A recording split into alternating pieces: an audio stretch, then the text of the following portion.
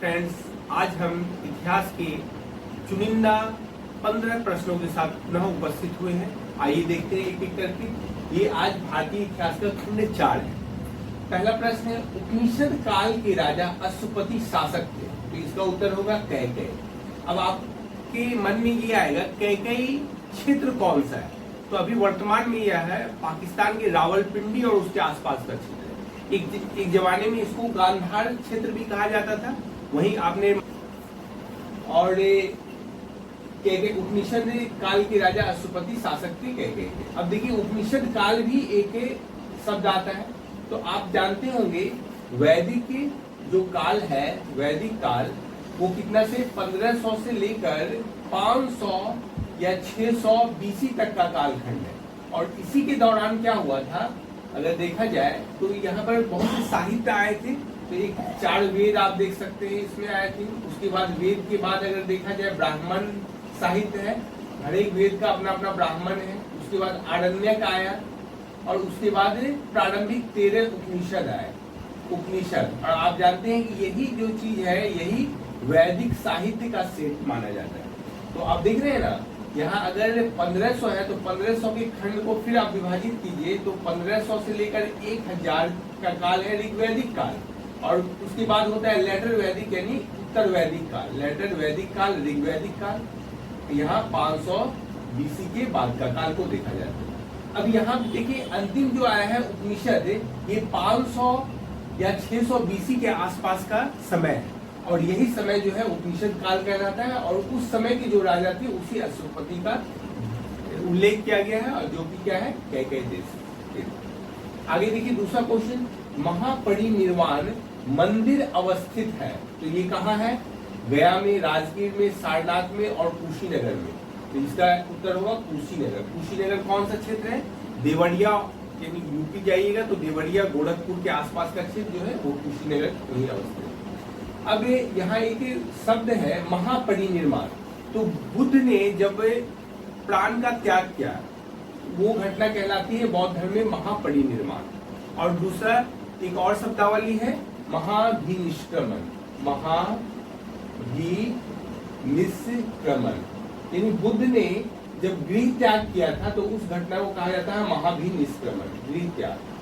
तो याद रखिए ऐसी शब्दावलियों से परिचित होना चाहिए, इसी से प्रश्न बनते हैं। आगे देखिए तीसरा क्वेश्चन, जैन धर्म के 23वें तीर्थंकर पार्श्वनाथ, यहाँ गौर कीजिएगा 23वें तीर्थंकर पार्श्वनाथ का प्रतीक चिन्ह क्या था? यहाँ दिया गया सिंह है, सर्प है, सांड है और हिरण। तो यहाँ गौर कीजिएगा ये सर्प है, इनका प्रतीक चिन्ह सर्प है। अब यहाँ सिंह जो है ये 24वें और अंतिम तीर्थंकर जो थे महावीर स्वामी उनका है चिन्ह सिंह है।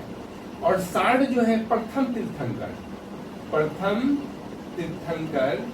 ऋषभ देव जो थे, ऋषभ देव, तो इनका चिन्ह क्या है? प्रतीक चिन्ह सांड है।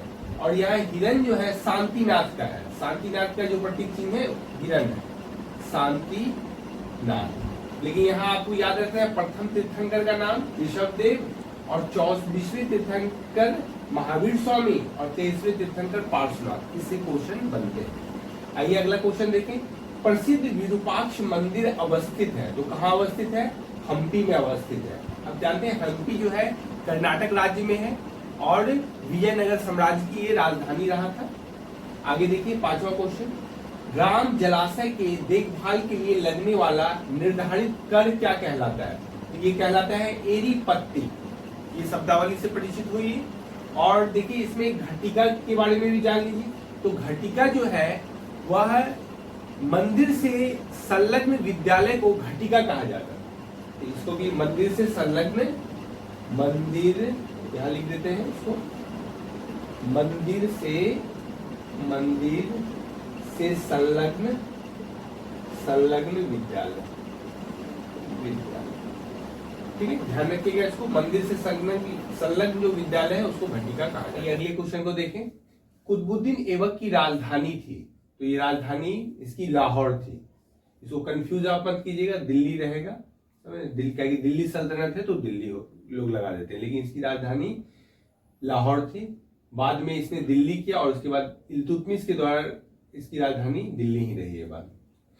7वां क्वेश्चन देखिए, दिल्ली सेना के घोड़ों को दागने की पद्धति शुरू की किसके द्वारा? अलाउद्दीन खिलजी। सल्तनत काल में देखा जाए तो अस्थायी सेना रखने का जो प्रचलन प्रारंभ किया वो अलाउद्दीन खिलजी के द्वारा ही प्रारंभ किया गया था, यानी स्टैंडिंग फोर्स पहली बार अलाउद्दीन खिलजी के द्वारा रखी गई थी। 8वां क्वेश्चन देखिए, फिरोज शाह तुगलक द्वारा स्थापित दार उल सफा था क्या था? एक खैराती अस्पताल, मतलब ऐसे अस्पताल जिसमें सभी का इलाज किया जाता था, मुफ्त में इलाज किया जाता था, उसी को खैराती अस्पताल कहते थे। और यहाँ देखिए पेंशन विभाग भी फिरोज शाह तुगलक ने ही स्थापित किया था, जिसे अगर देखा जाए पेंशन विभाग यहाँ देखिए लिखा जा रहा है पेंशन विभाग, इसको दीवान ए इस्तिहाक कहा जाता है, इस्तिहाक कहा जाता है, ठीक है। और गुलामों के लिए दीवाने बंदगान, दीवान ए बंदगान, ध्यान रखिएगा। और इसमें गुलामों में थे दीवाने बंदगान में 1,80,000 के करीब गुलाम थे। ये भी प्रश्न पूछा जा चुका है, इसलिए इसको भी आपको ध्यान रखना है। नंबर देखिए, गुलरुखी उपनाम से अपनी कविता की रचना की थी, किसने की थी?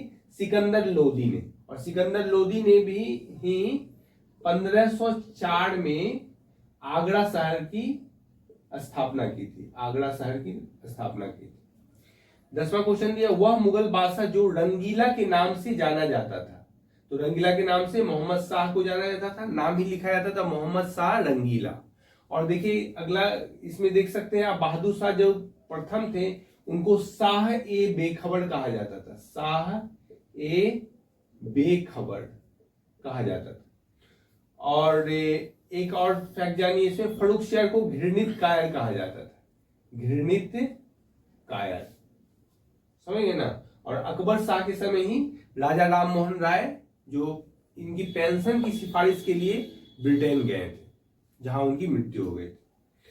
11 नंबर क्वेश्चन देखिए, दयानंद सरस्वती द्वारा लिखित पुस्तक है सत्यार्थ प्रकाश, ऋग्वेद आदि भाष्य भूमिका, व्यवहार भानु और इसमें सभी। तो तीनों पुस्तक जो है दयानंद सरस्वती द्वारा लिखी गई है। और 1875 में इन्होंने आर्य समाज की स्थापना की थी, आर्य समाज की स्थापना की थी। और कहाँ की थी? मुंबई में। अगला क्वेश्चन देखते हैं 12 नंबर, चतुराई पूर्ण निष्क्रियता के लिए जाना जाता है, तो ये लॉरेंस को जाना जाता है। अगला क्वेश्चन देखिए 13 नंबर, बहुविवाह नामक पुस्तक किसने लिखी? तो ईश्वरचंद विद्यासागर ने बहुविवाह नामक पुस्तक लिखी। संघर्ष की ओर पुस्तक के लेखक थे जेपी जयप्रकाश नारायण जी ने कहा जाता था। अब यदि इसमें देखा जाए तो यहां देखिए E.M. फॉस्टर, इसके बारे में, इनके बारे में भी जान लीजिए। इन्होंने एक पुस्तक लिखा था a passage to India, a passage to India, प्रसिद्ध पुस्तक है, ध्यान रखिएगा। दूसरा देखिए यहां जेपी का एक प्रिजन डायरी भी है, प्रिजन डायरी, तो कुछ पुस्तक का नाम याद रखिए। 15 नंबर क्वेश्चन, प्रथम महिला विश्वविद्यालय की स्थापना किसके द्वारा किया गया था? तो D.K. कार्डवे के द्वारा प्रथम महिला विश्वविद्यालय की स्थापना हुई थी। और ये कहां हुई थी? उस समय बॉम्बे कहलाता था, बॉम्बे, या आप जैसा देखिए मुंबई, मुंबई, ठीक है। तो इस तरह आपने 15 बेहतरीन प्रश्नों को देखा। फिर हम कल मिलते हैं आपको अगले खंड में। धन्यवाद।